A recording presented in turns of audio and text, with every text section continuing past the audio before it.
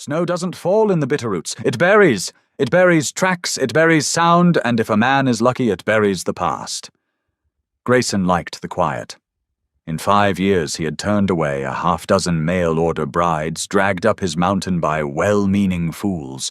He didn't want a wife. He wanted to be left alone. Then came the knock.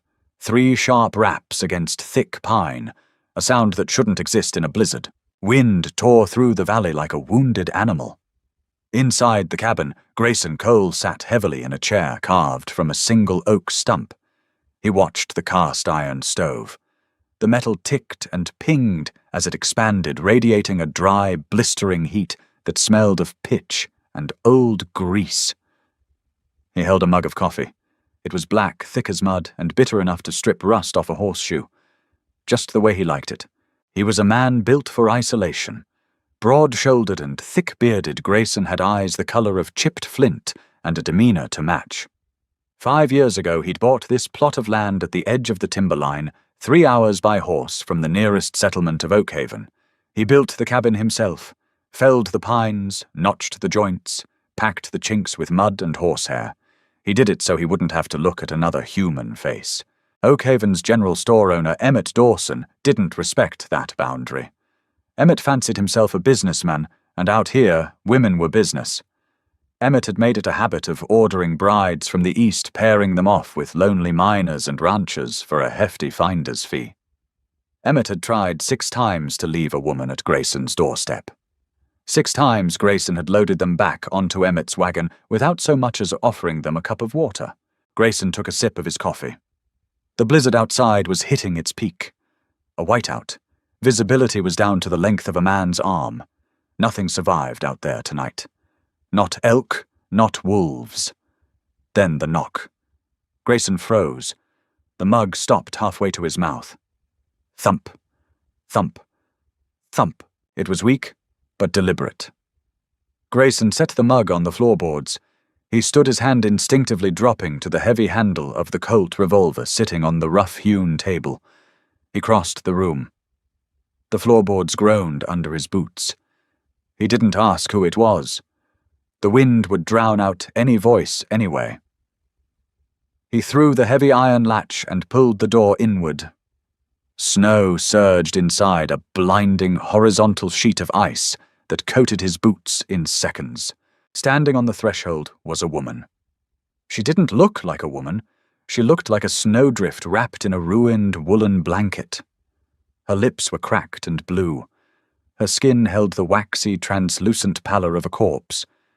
She was violently shivering, her teeth clicking together so hard Grayson could hear it over the roar of the storm. She looked up at him. Her eyes were dark, bloodshot, and entirely devoid of fear. There was only a raw, stubborn fury in them. "Move!" she rasped. Her voice sounded like crushed glass. Grayson didn't move. He stood blocking the doorway, staring down at her. "Emmett sent you." "I said move." She shoved a stiff, mittened hand against his chest. There was no strength behind it. Her knees buckled. Grayson caught her before she hit the floorboards. She was dead-weight heavy with ice and exhaustion. He swore under his breath a sharp, ugly syllable and kicked the heavy door shut against the storm. The sudden silence in the cabin was deafening.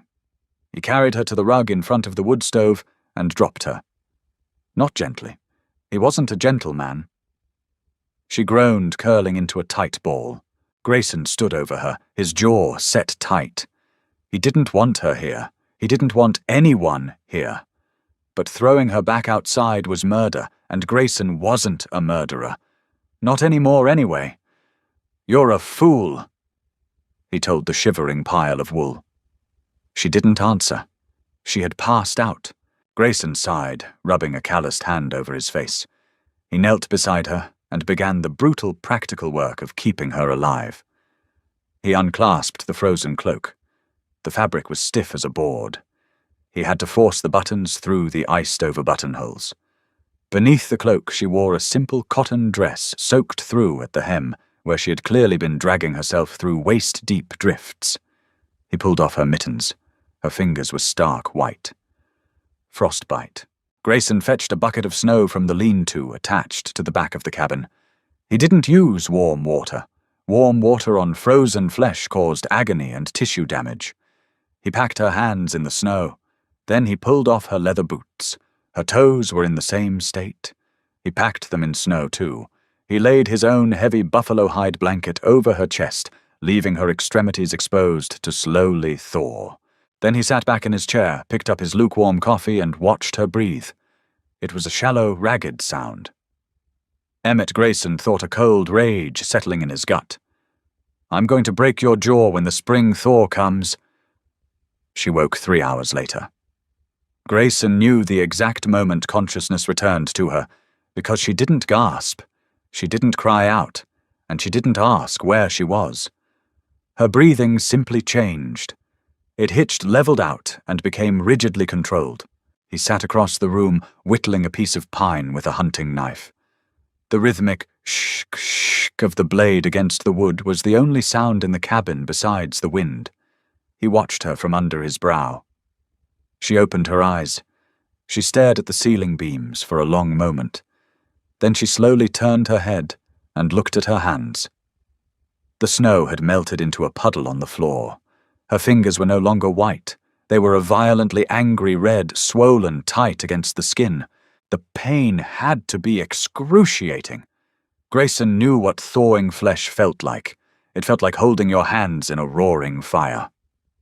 She closed her eyes. Her jaw muscles jumped as she clenched her teeth. A single bead of sweat rolled down her temple. But she didn't make a sound. "Yelling helps," Grayson said. His voice was gravelly from disuse. Her eyes snapped open. She found him in the shadows. She evaluated him, the sheer size of him, the knife in his hand, the solitary cabin. Most women would have panicked. She just let out a slow, shuddering breath. "I don't yell," she said. Her voice was stronger now, though still hoarse. "Suit yourself." Grayson went back to his whittling. A long curl of pine fell to the floor. "Your feet are the same. Keep them out from under the blanket. Let the air hit them." She looked down at her bare feet. "You undressed me. I took off your boots and your coat. I left your modesty intact. Not that it matters out here." She slowly pushed herself up into a sitting position. She leaned against the leg of the heavy dining table, cradling her swollen hands in her lap. She looked around the cabin.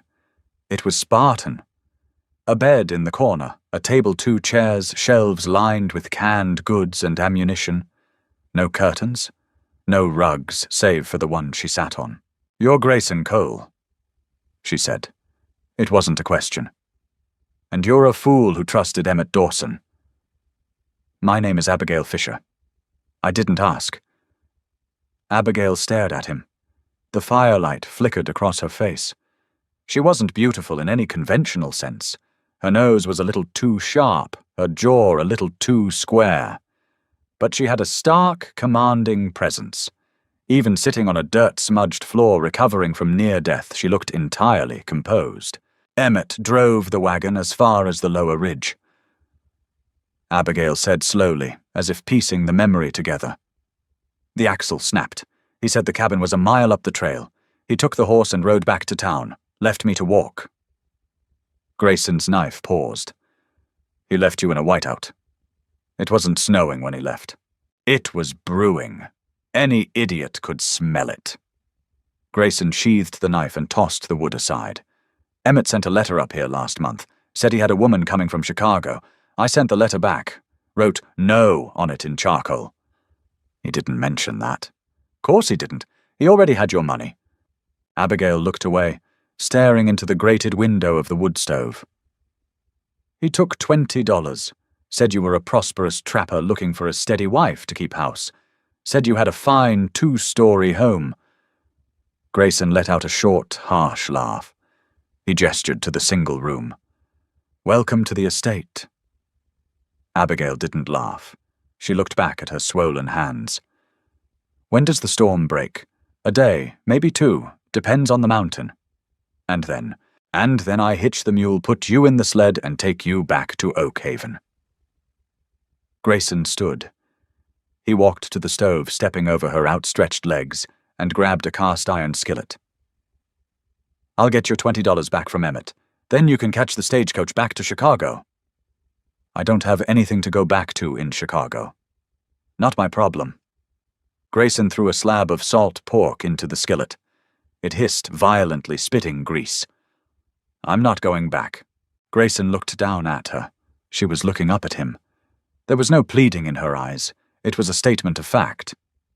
This ain't a boarding house, Miss Fisher, and I ain't looking for a wife. I don't like company. I don't like you, she fired back smoothly. But I'm here, and I'm not freezing to death on a return trip just because you lack hospitality. Grayson stared at her. For the first time in 5 years, he was entirely unsure of what to do. Usually the women Emmett sent wept. They complained about the smell, the dirt, his gruffness. They begged to go back. Abigail Fisher just demanded to stay. Grayson turned back to the stove. You can stay till the snow melts enough to clear the pass. That's a week. Then you're gone. Fine, Abigail said. She shifted her weight, wincing as her thawing toes brushed the floorboards. Do you have any more of that coffee? By the third morning, the storm hadn't broken. If anything, it had doubled down. The snow was now piled halfway up the cabin's single window, casting a dim blue twilight over the room even at midday. The cabin, which Grayson had always found perfectly adequately sized, suddenly felt like a wooden box. Abigail Fisher was not a quiet woman. She didn't talk much, but her physical presence was loud. She didn't sit in the corner and knit. On her first day on her feet, still limping from the lingering tenderness of frostbite, she had reorganized his pantry shelves. Grayson had come in from the lean-to with an armful of split wood to find his canned peaches moved to the bottom shelf and his ammunition stacked neatly on the top. He dropped the wood into the bin with a thunderous clatter. What are you doing? Abigail didn't flinch. She was wiping down the middle shelf with a damp rag. The peaches were too close to the stovepipe. The heat will spoil them, and your bullets were scattered like chicken feed. I knew where they were. Now you know where they are, and they look better. She tossed the rag into a tin basin. She turned to face him, wiping her hands on the front of her borrowed flannel shirt. His shirt. It swallowed her frame, the hem hanging down to her knees. I'm not going to sit around and eat your food without earning my keep, Mr. Cole. If I'm here for a week, I'm working. I don't need a maid. Clearly, she said, looking pointedly at the thick layer of dust on the mantelpiece. Grayson ground his teeth. He wanted to yell at her. He wanted to tell her to sit down, shut up, and stop touching his things. But looking at her at the dark circles under her eyes, the bruised color of her fingertips, the rigid set of her spine, he realized she wasn't doing this to annoy him. She was doing it to survive. She needed to feel useful. She needed control in a situation where she had absolutely none. He recognized the instinct. It was the same instinct that drove him to build a cabin 3 hours from civilization. Leave the gun-cleaning kit alone. He grunted, turning his back to her to stoke the fire. I wouldn't touch it. I don't know the first thing about firearms. Good. They settled into a hostile, silent routine. It was a dance of avoidance in a space no bigger than a freight car. When Grayson was at the stove, Abigail sat at the table. When Abigail was washing up at the basin, Grayson went out to the lean-to chop more wood. They ate in silence.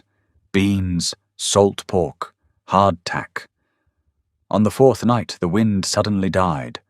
The silence that followed was heavy and absolute. Grayson sat at the table, cleaning his Colt by the light of an oil lantern. The smell of gun oil and kerosene hung thick in the air. Across the table, Abigail was aggressively darning a hole in one of his heavy wool socks.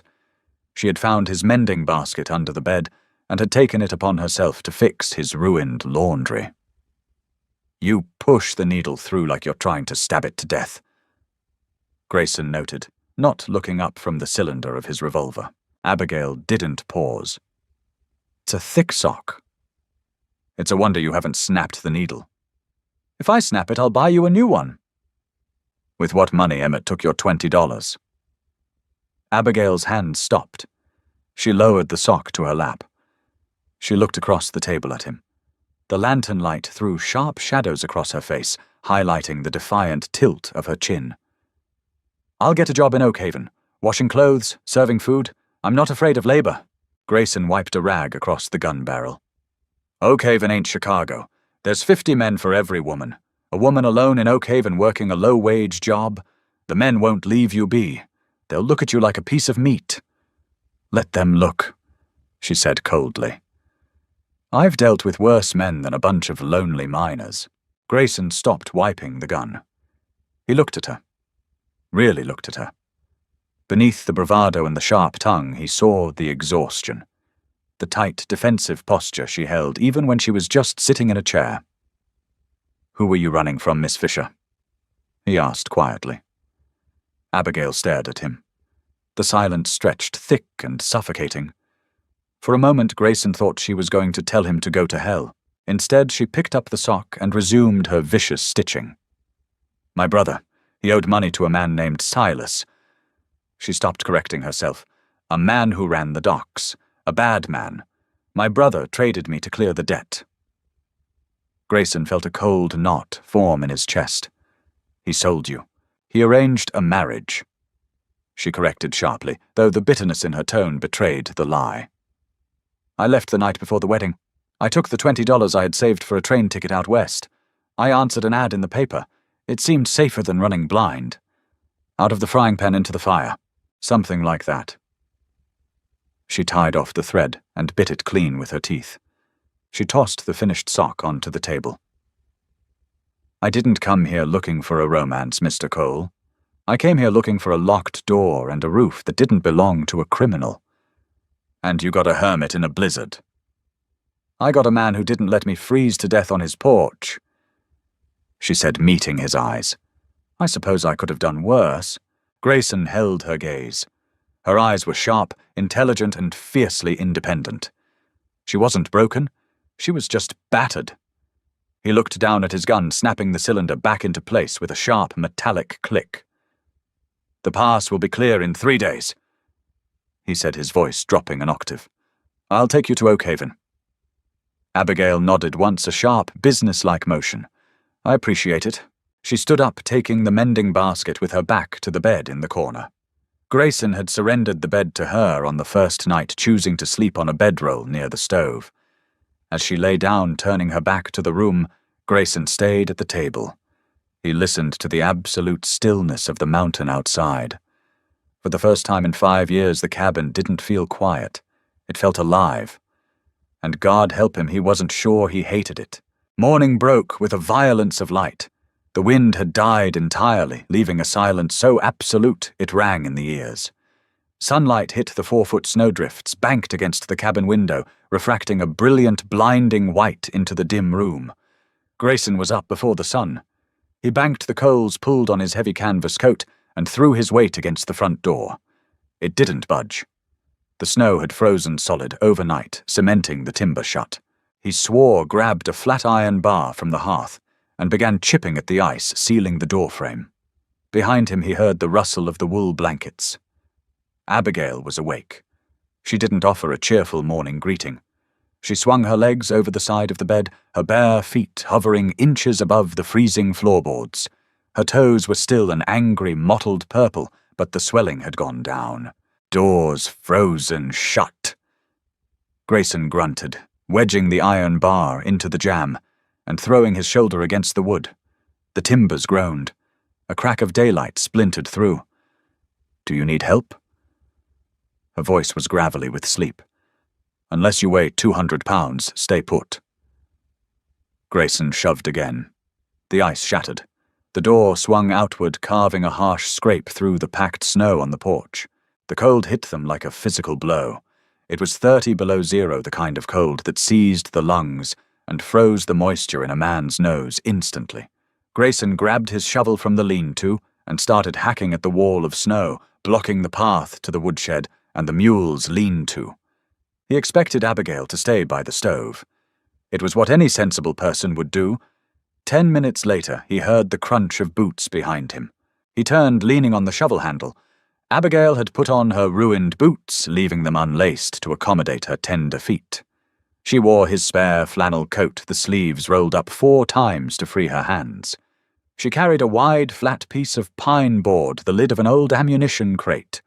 She walked past him, knelt in the knee-deep snow, and began using the board to scoop and throw the powder out of the trench he was digging. "Go back inside," Grayson said. His breath plumed in the air, a thick white cloud. "You need to get to the mule. He needs water. I can clear the loose snow while you break the ice." She didn't look up. She just kept digging, her breath hitching slightly as the brutal air burned her throat. "You're going to lose a toe, Miss Fisher, and I ain't cutting it off for you." "My toes are fine. Dig." Grayson stared at the top of her head. Her dark hair was hastily tied back with a strip of torn fabric. She was stubborn as a rusted anvil. He tightened his grip on the shovel handle, turned back to the snow wall, and drove the steel blade into the ice. They worked for an hour. The only sounds were the harsh scrape of metal on ice, the rhythmic toss of snow, and their ragged breathing. The physical exertion was brutal. Beneath his heavy coat, Grayson was sweating. Abigail was struggling. He could see it in the slight tremor of her arms when she lifted the makeshift shovel. Her face was pale, her lips lacking color, but her jaw was set in that same unyielding line she'd had when she first knocked on his door. He shattered a large shelf of ice with the heel of his boot. It broke away, revealing the rough timber of the mule's lean-to. Inside, the large brown animal stamped a hoof, letting out a low, vibrating bray of complaint. "He's alive!" Abigail panted, leaning heavily against the wooden post. She dropped the pine board. Her hands were shaking violently. Grayson stepped past her, unlatching the half-door. He checked the water trough. Frozen solid. He pulled his hatchet from his belt and began breaking the ice for the animal. "You did good," he said roughly, not turning around. Abigail didn't answer. Grayson glanced over his shoulder. She was swaying, her eyes half closed, the adrenaline that had kept her moving finally burning out. The cold was leaching the last reserves of heat from her battered body. She pitched forward. Grayson dropped the hatchet. He closed the distance in 2 long strides, catching her by the shoulders before her face hit the packed ice of the trench. She was completely limp, her breathing fast and shallow. "Damn it, woman," he muttered. He scooped her up under the knees and back. She felt lighter than she had 3 days ago. He carried her back up the newly dug trench, kicking the heavy cabin door shut behind him. He set her down in the chair nearest the stove. She slumped forward, her chin hitting her chest. Grayson grabbed a rough towel, knelt in front of her, and began briskly rubbing her arms and shoulders, trying to force the blood back into her extremities. "Wake up. Don't go to sleep on me now. The hard part's over." Abigail gasped, her eyes flying open. She flinched away from him, her hands coming up in a sudden, sharp, defensive block. It was an involuntary reflex, the reflex of a woman who was used to being hit when she was vulnerable. Grayson froze. He slowly pulled his hands back, raising them palms out, giving her space. "That's just me," he said quietly. His voice was lower, stripped of its usual gruffness. "You passed out in the snow." Abigail blinked rapidly, the panic slowly receding from her dark eyes, replaced instantly by a flush of deep embarrassment. She lowered her arms, wrapping them tightly around her own ribs. "I'm sorry, I stood up too fast." "You worked yourself to the bone in freezing weather after a bout of frostbite." Grayson stood up, tossing the towel onto the table. "I told you to go inside." "I don't like being useless." "There's a difference between being useless and being a corpse. Learn it." He walked over to the stove and poured a mug of hot water, dropping a pinch of dried mint into it. He handed it to her. She took it, her fingers brushing the rough calluses of his knuckles. Her skin was freezing. His was burning. "Drink it," he ordered. She took a slow sip. The color began to creep back into her cheeks. She looked up at him through the steam rising from the tin cup. "When do we leave? The sun will bake the top layer of snow today. It'll freeze to a hard crust tonight. By tomorrow morning, the sled runners will glide right over it." Grayson turned his back, staring out the small, frosted window. The glare of the sun on the snow was blinding. "We leave at dawn." That night, the cabin felt smaller than it ever had. The packing took less than 10 minutes. Abigail had arrived with nothing but the clothes on her back and the $20 Emmett had stolen. Grayson had found an old sturdy canvas rucksack in his chest. He packed it with a heavy wool sweater he had outgrown, 3 tins of peaches, a pound of jerky, and a small sack of coffee beans. He set the bag by the door. It looked pathetic. It looked exactly like what it was, the sum total of a desperate woman's worldly possessions. Abigail was sitting at the table staring at the grain of the wood. She had bathed as best she could with a basin of heated water, washed her hair, and braided it tight against her skull. She wore her own dress again, clean but deeply stained at the hem from her crawl through the snow. She looked like a woman preparing for an execution. "Oak Haven ain't the end of the world," Grayson said. He was sitting on his bedroll, a block of whetstone in one hand, his hunting knife in the other. "Shh, shh." "I know," Abigail said quietly. "There's a boarding house run by a widow named Martha Higgins. She's tough, but she's honest. She won't let the miners push you around. Tell her Grayson sent you. She'll give you a room on credit." Abigail looked up. "Why would she do that for you?" "I bring her fresh elk meat before the winter sets in. She owes me a favor." "I don't want to take your favors. It ain't a favor to you. It's a transaction between me and Martha. Don't flatter yourself." Grayson flipped the knife, dragging the opposite edge down the stone. Abigail watched his hands. Large, scarred, capable. Hands that could build a house from raw timber or break a man in half. "Why are you out here, Grayson?" It was the first time she had used his first name. It hung in the air, sudden and sharp. Grayson's hand stopped. He didn't look at her. He stared at the blade of his knife.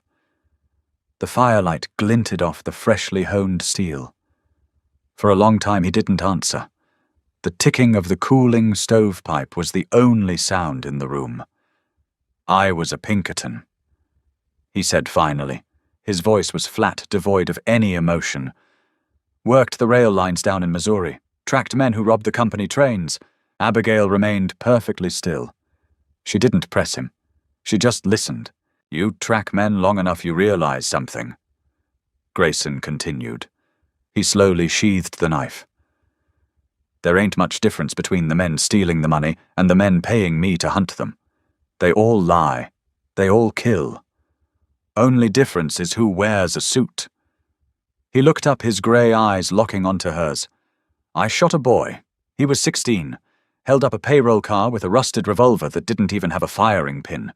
I didn't know that till after I put a bullet in his chest."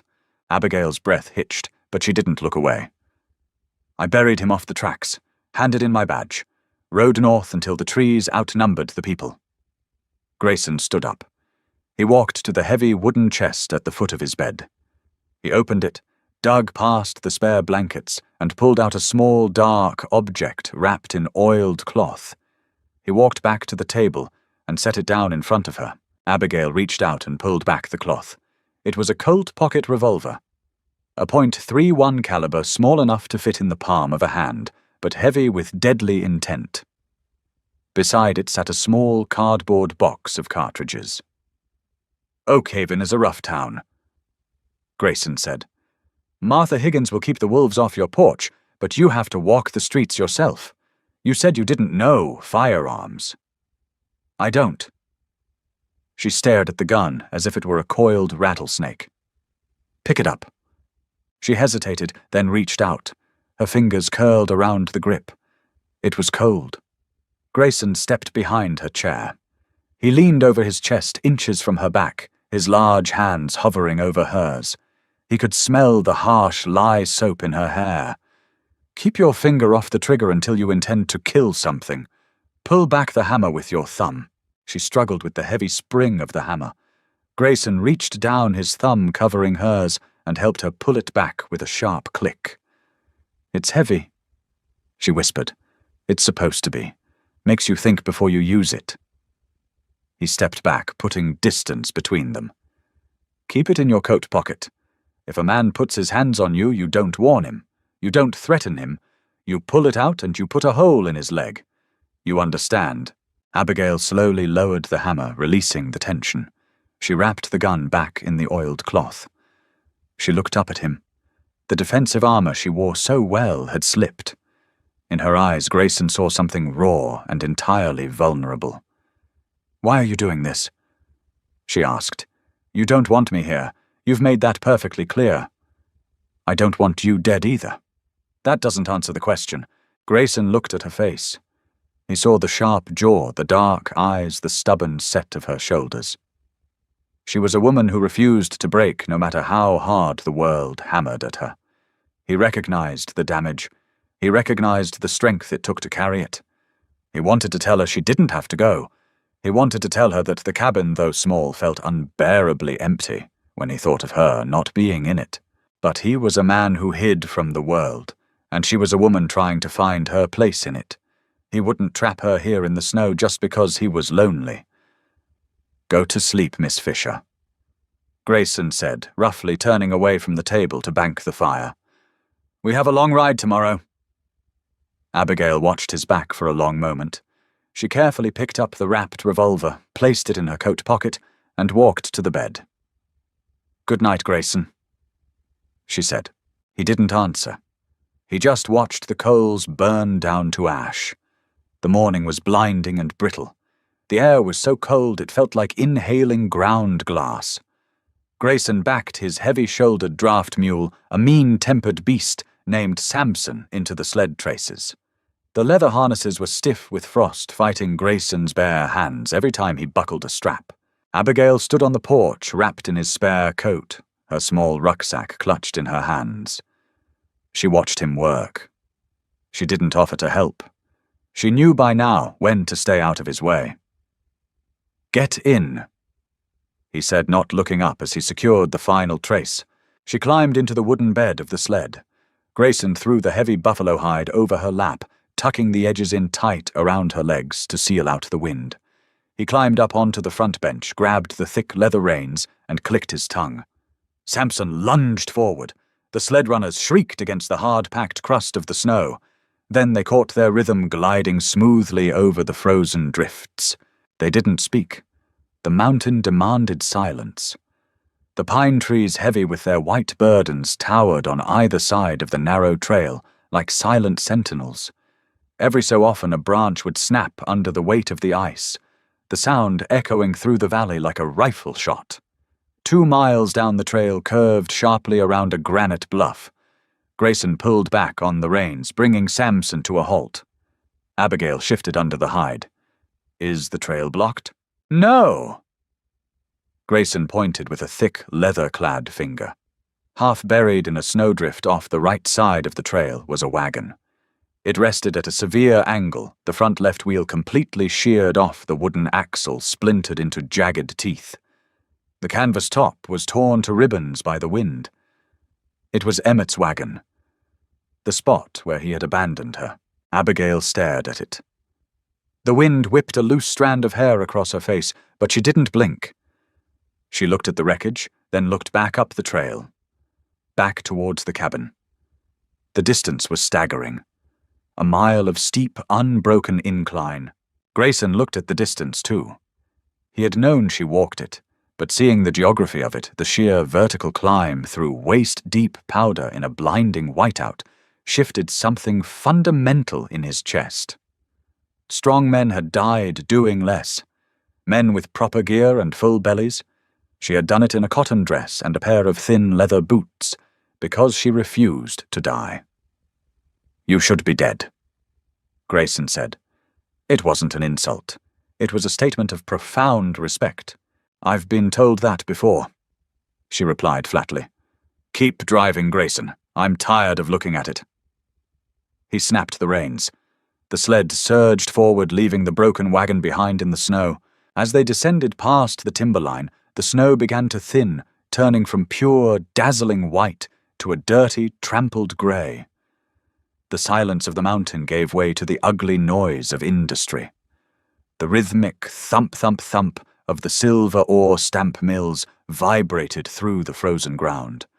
Black coal smoke stained the sky, hanging low over the valley in a suffocating shroud. Oakhaven was a scar on the earth. It was a town built entirely of raw, unpainted pine and desperation. tents and shanties clung to the muddy hillsides like fungus. The main street was a churned trench of frozen mud horse manure and refuse. Grayson steered the sled onto the main thoroughfare. The change in the atmosphere was immediate. Men stopped what they were doing. Miners with faces blackened by soot, loggers with massive axes resting on their shoulders, drifters leaning against the saloon posts. They all turned. They looked at the sled. More specifically, they looked at Abigail. It wasn't the polite curiosity of a civilized town. It was the hungry, predatory stare of men who hadn't seen a woman in months. Abigail felt the physical weight of their eyes. She stiffened under the buffalo hide. Her hand slipped into the deep pocket of her coat. Her fingers found the cold, hard steel of the Colt revolver Grayson had given her. The metal was heavy. It was a terrible, comforting weight. Grayson felt the shift in the crowd. His posture changed. He didn't slouch on the bench anymore. He sat rigidly straight, his broad shoulders squared, his right hand resting casually on his thigh, mere inches from the handle of his own heavy revolver. He looked back at the men lining the street. He didn't glare. He just met their eyes one by one with the dead, flat stare of a man who was entirely comfortable with killing. The men looked away.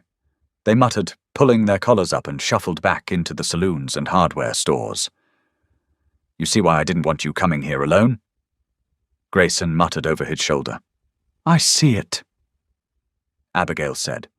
Her voice was tight, stripped of its usual bravado. "Where is the general store?" "End of the street. Stay in the sled when we get there." "It's my money he stole. And it's my mountain he dragged you up." Grayson replied. "Stay in the sled." Emmett Dawson's Mercantile was the only painted building in Oakhaven. It boasted a false front of whitewashed wood and a large glass window displaying canned goods, coils of rope, and pickaxes. Grayson tied Samson to the hitching post. He didn't look back at Abigail. He pushed through the heavy wooden door. The bell above it chimed a cheerful, out-of-place sound. The store was warm, smelling of roasted coffee-oiled leather and stale tobacco. Emmett Dawson stood behind the long, polished counter, weighing a sack of flour for a stooped, bearded miner. Emmett was a soft man in a hard country.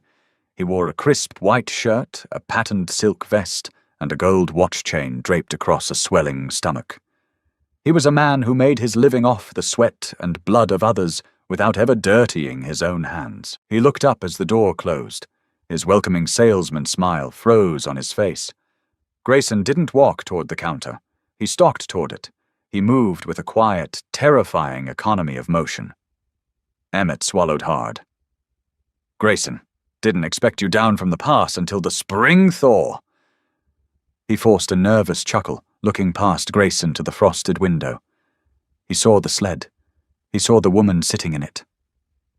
The blood drained from Emmett's face, leaving him the color of old parchment. "You owe a woman $20, Grayson said. His voice wasn't raised. It barely carried over the crackle of the iron stove in the corner. The miner waiting for his flour took one look at Grayson's face, grabbed his hat, and scurried out the back door. Emmett cleared his throat, his hands fluttering nervously over the brass cash register. "Now, Grayson, let's be reasonable. The wagon broke down. An act of God. I rode for help. You rode to a warm bed." Grayson cut in. "You left her to die. $20. Now." Emmett's fear suddenly gave way to a flash of indignant pride. He was a prominent businessman. He owned half the claims on the Western Ridge. He wasn't going to be bullied by a hermit in his own store. That $20 was a processing fee. Emmett said, puffing out his chest, trying to reclaim his authority. "I brought her out here. I facilitated the introduction. If she didn't suit your tastes, that's your fault, not mine. The transaction is complete. I don't give refunds." Grayson didn't argue. He didn't debate the finer points of contract law. He stepped up to the counter. His large left hand shot out, grabbing a fistful of Emmett's silk vest and the shirt beneath it. With a violent, singular motion, Grayson hauled the heavier man up and over the polished wood. Emmett shrieked, his arms flailing, sending a jar of peppermint sticks crashing to the floor. The glass shattered like a gunshot. Grayson slammed Emmett back down onto the counter, pinning him flat. Emmett's back arched, the breath exploding from his lungs in a wet wheeze. Grayson leaned over him, pressing his forearm against Emmett's throat. Just enough to restrict the air, not enough to crush the windpipe. Yet, "I don't care about your fees, Emmett," Grayson whispered softly. His grey eyes were entirely dead. It was the look of the Pinkerton, the man who hunted men in the dark. "I told you to stop sending women up my mountain. You didn't listen. Now you're going to open that brass till and you're going to give me her $20. Or I'm going to take this hatchet off your belt display and chop off your right hand. Hard to count your money with your left." Emmett choked, his eyes bulging wide with absolute terror. He clawed at Grayson's arm, but it was like trying to move a steel beam. He managed a frantic, jerky nod. Grayson stepped back, releasing him. Emmett collapsed against the shelving, gasping for air, rubbing his bruised throat. His hands shook violently as he reached for the register. He punched the keys. The drawer slid open with a sharp ding. He pulled out a crumpled $20 bill and slapped it onto the counter. He didn't say a word. He didn't look up. Grayson took the bill. He folded it neatly twice and slipped it into his breast pocket. "If I ever catch you on my trail again," Grayson said, turning toward the door, "I won't warn you."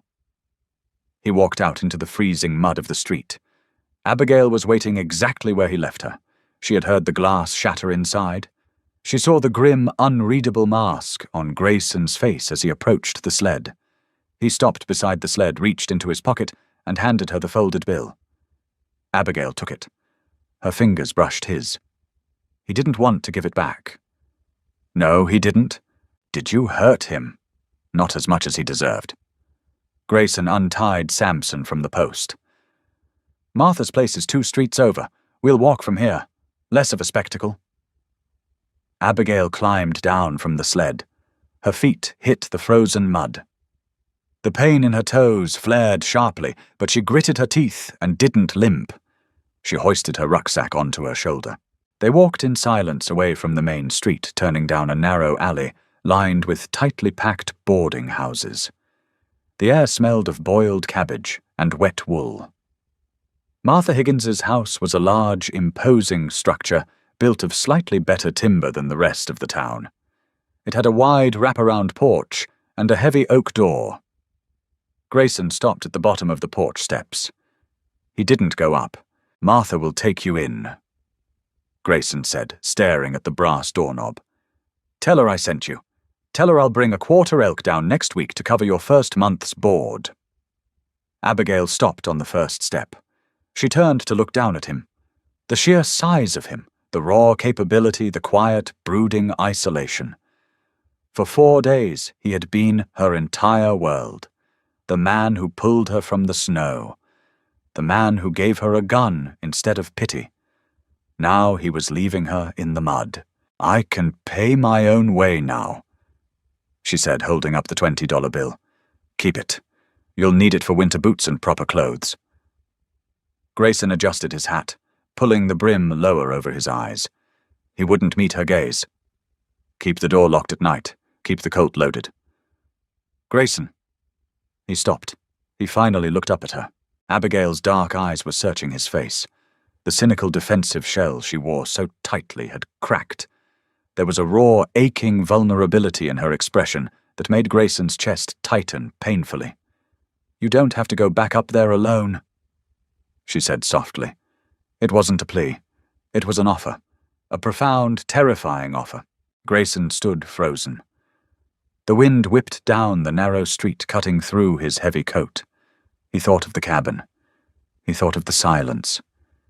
For 5 years, the silence had been his only comfort. But as he looked at Abigail, he realized something horrifying. The silence wasn't going to be a comfort anymore. It was just going to be empty. "I'm a ghost, Abigail," he said, his voice thick with a sorrow he thought he had buried long ago. "And ghosts don't make good company. You're alive. Stay that way." He turned his back on her. He walked to the mule, took the reins, and began leading the sled back toward the mountain. He didn't look back. If he looked back, he knew he wouldn't leave. Abigail stood on the steps of the boarding house, clutching her rucksack and her $20, watching his broad back disappear into the swirling coal smoke of Oakhaven. She was safe. She was free. And for the first time since she had fled Chicago, she felt entirely, utterly alone. Winter tightened its grip on the Bitterroots, sealing the high passes under a fresh layer of ice. For 6 days, Grayson Cole tried to pretend the mountain was exactly as it had always been. It was a miserable, hollow failure. He hunted. He chopped wood. He cleaned his rifle. He went through the mechanical motions of survival that had sustained him for 5 years, but the rhythm was broken. The silence he had spent so long cultivating no longer felt like a shield. It felt like a disease. Every corner of the cabin held a ghost of her. He reached for his coffee beans and found them shifted to the left, precisely where Abigail had decided they belonged. He pulled on his heavy boots, and his heel brushed against the thick wool sock she had violently darned. The stitches were ugly thick and perfectly indestructible. He sat in his chair by the stove on the 6th night, listening to the wind howl against the timber. He stared at the empty space on the floor where she had slept. He remembered the sharp, unyielding line of her jaw when she told him she wasn't going back to Chicago. He remembered the heat of her freezing hands when he taught her how to pull the hammer of the Colt. Grayson rested his elbows on his knees and buried his face in his rough hands. He was a fool, a stubborn, prideful fool who had mistaken isolation for peace. At dawn, he took his rifle and walked 2 miles up the ridge. He tracked a bull elk through the deep powder, shot it clean through the heart, and spent 4 hours field-dressing the massive carcass in the freezing wind. He quartered the meat, hauled it back to the cabin, and packed a heavy canvas tarp with 100 pounds of prime venison. He lashed the meat to Samson's pack saddle. He didn't bother hitching the sled. The trail was packed hard enough for hoofbeats. He rode down the mountain. Oakhaven was uglier than he remembered. The mud of the main street had frozen into treacherous, jagged ruts. The coal smoke burned his lungs. He didn't stop at the Mercantile. He rode straight past the saloons, turning his mule down the narrow alleyway toward Martha Higgins' boarding house. He tied Samson to the rail. He grabbed the heavy bundle of wrapped elk meat, heaved it onto his shoulder, and walked up the steps. He kicked the heavy oak door twice. It opened a crack. Martha Higgins peered out. She was a woman carved from gristle, and spite her grey hair pulled back so tight it pulled the corners of her eyes into a permanent squint. She saw Grayson. She saw the blood soaking through the canvas on his shoulder. She pulled the door wide. "I wondered if you'd keep your word, Grayson." Martha rasped, stepping back to let him enter the warm, cabbage-scented hallway. "Kitchen's in the back. Drop it on the butcher block." Grayson carried the meat through the boarding house, ignoring the curious stares of 2 miners eating watery stew in the parlor. He dumped the heavy bundle onto the scarred wooden block in the kitchen. "That covers her first month," Grayson said, wiping a smear of blood from his canvas coat. Martha crossed her arms, leaning against the door frame. She didn't look impressed. "It would if she was still staying here." Grayson froze. He turned around slowly. The dead, flat stare of the Pinkerton settled over his features. "Where is she? Don't look at me like that, mountain man. I didn't throw her out." Martha scowled, pulling a rag from her apron and wiping down a counter. "Emmett Dawson did. Or rather, he made it impossible for her to stay." Grayson's jaw tightened. "Explain." "She got a job washing linens for the bathhouse down the street. Hard work. Honest work. 2 days in Emmett visits the owner. Says the girl owes him a debt. Says if the bathhouse keeps employing her, he cuts off their supply of lye soap from the Mercantile. Then he came here. Told me he'd double the price of my flour if I kept giving her a bed."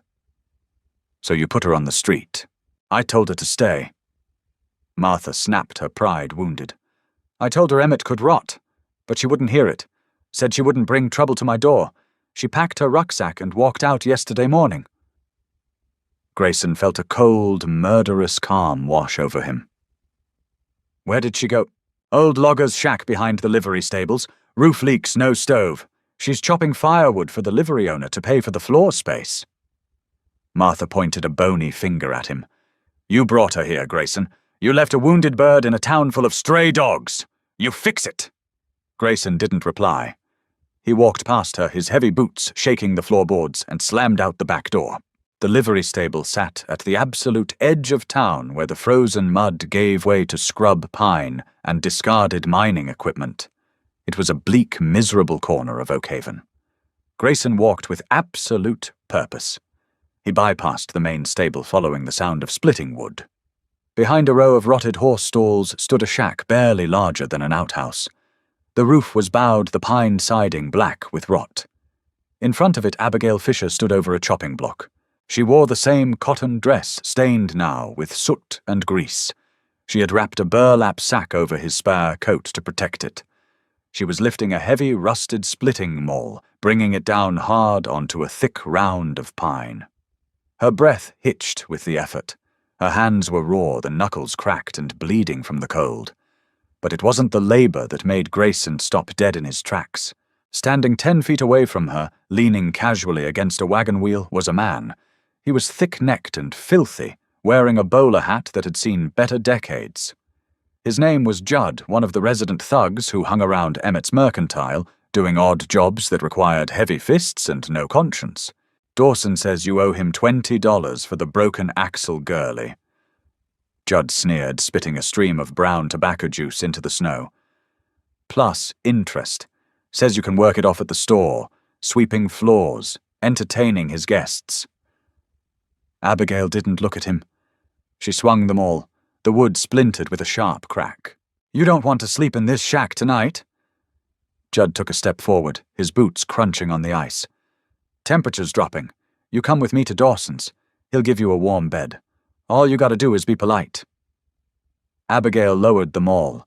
She leaned the heavy wooden handle against the chopping block. She turned to face Judd. She didn't look afraid. She looked entirely exhausted and thoroughly lethal. She reached into the deep pocket of her coat. Her hand emerged holding the small, heavy Colt revolver. She didn't point it at the sky. She didn't offer a warning. She raised the barrel, leveled it squarely at Judd's kneecap, and her thumb pulled back the hammer. The metallic click was the loudest sound in the yard. Judd froze. The leering grin melted off his face, replaced by sudden, genuine shock. "I paid my debt," Abigail said. Her voice was hoarse, raspy from the cold, but steady as bedrock. "You take one more step toward me, I will shatter your leg. Then you can crawl back to Emmett and tell him I'm done negotiating."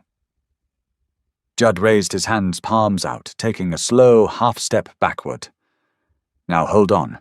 Ain't no need for that." "Step back," she ordered.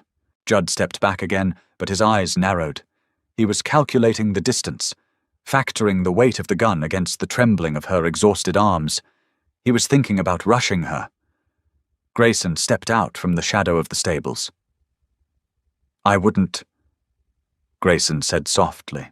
Judd whipped his head around.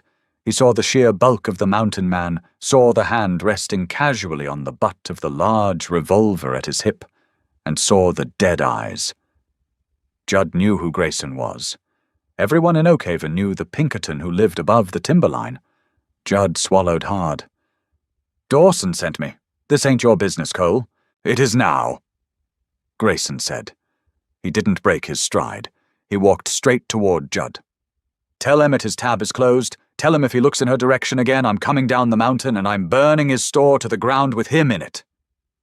Judd didn't need to be told twice. He backed away, hands still raised, then turned and bolted toward the main street, his heavy boots slipping wildly in the mud. Grayson watched him go. Then he turned to Abigail. She was still holding the gun. Her arm was shaking violently now, the adrenaline crashing, leaving nothing but cold and exhaustion. She stared at Grayson, her chest heaving. Slowly she lowered the weapon. She carefully eased the hammer down with her thumb, just as he had taught her, and slipped it back into her pocket.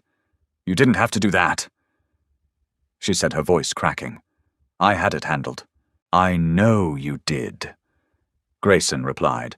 He looked at the shack. He looked at her bleeding knuckles, a muscle feathered in his jaw. "I brought the elk meat to Martha.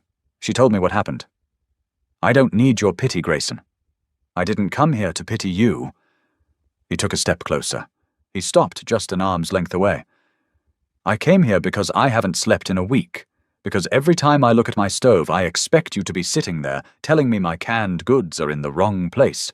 Abigail stared at him. The defensive posture she always carried wavered. She wrapped her arms around herself, trying to suppress a shiver. You said you were a ghost. You said you wanted to be left alone. I was wrong.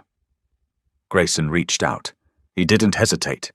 He took her bare, freezing hands in his massive, calloused ones. He didn't care who saw them. I thought surviving was enough. It ain't. It's just waiting to die. Abigail looked down at his hands enveloping hers. The warmth radiating from his skin was staggering. She looked back up into his grey eyes. She saw the damage there. She saw the guilt of the Pinkerton, the isolation of the mountain man. But beneath it she saw something fiercely, stubbornly loyal. I'm not a maid. She whispered fiercely, tears of sheer exhaustion finally welling in her eyes, freezing almost instantly on her lashes. I'm not a pet. I won't be kept. I don't want a maid. Grayson said quietly, I want a partner. I want the woman who dragged herself through a blizzard and didn't have the decency to die on my porch. A choked, breathless laugh escaped her throat. It was the first time he had ever heard her laugh. It was a beautiful broken sound. It's a small cabin. She said, her hands gripping his tightly. I'll build an addition in the spring. Grayson promised. He let go of her hands, moved to the chopping block, and picked up her canvas rucksack. He slung it over his shoulder. Come on, he said, nodding toward the livery exit. Samson's waiting. We've got a long ride home. Abigail didn't look back at the rotting shack. She didn't look back at the smoke-choked town of Oakhaven. She fell into step beside the giant mountain man, her boots matching his heavy stride. The wind howled down from the Bitterroots, carrying the promise of another storm. But as Abigail walked beside Grayson, the mountain no longer looked like a graveyard. It looked like a fortress, and for the first time in her life she had the key to the front door. If you enjoyed this gritty, emotional journey of survival and redemption in the Bitterroots, please hit that like button to support the channel. Stories like Grayson and Abigail's prove that sometimes the hardest hearts hold the deepest loyalty. Share this video with a friend who loves authentic character-driven Western dramas that pull no punches. What was your favorite moment between the mountain man and his fearless bride? Let me know in the comments below. And don't forget to subscribe and ring the notification bell so you never miss out on our next thrilling frontier romance.